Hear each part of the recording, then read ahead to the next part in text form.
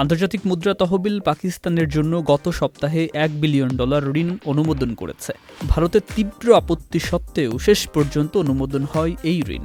আইএমএফের সিদ্ধান্তটি এমন সময় আসে যখন প্রতিবেশী দুই দেশের মধ্যে উত্তেজনা ছিল তুঙ্গে। আইএমএফ জানায় পাকিস্তান তাদের সংস্কার কর্মসূচি যথাযথভাবে বাস্তবায়ন করছে এবং দেশের অর্থনীতি পুনরুদ্ধার হচ্ছে।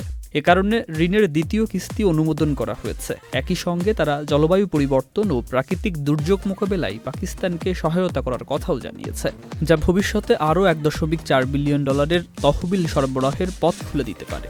ভারত এই ঋণ নিয়ে আপত্তি তোলে মূলত দুটি কারণে। প্রথমত, পাকিস্তানের সংস্কার বাস্তবায়নের অতীত রেকর্ড খারাপ হয় এবং দ্বিতীয়ত, ভারত আশঙ্কা প্রকাশ করে যে এই অর্থ রাষ্ট্র সমর্থিত আন্তদেশীয় সন্ত্রাসবাদে ব্যবহৃত হতে পারে, যদিও পাকিস্তান বরাবরই এই অভিযোগ অস্বীকার করে এসেছে। পাঠাও চলো দেশি ভাইবে, চলবে 14 থেকে 31 মে পর্যন্ত।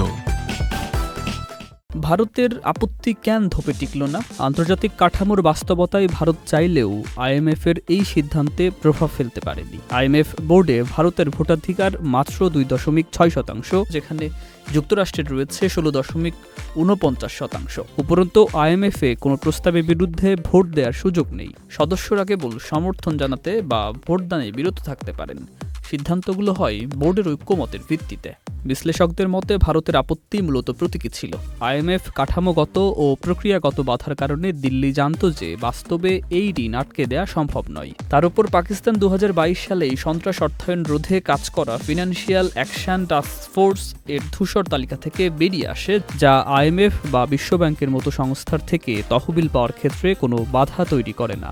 বিশ্লেষকরা বলছেন ভারতের অভিযোগ উপস্থাপনের সঠিক মঞ্চ নয় IMF. Sukanta Sarkar, channel I.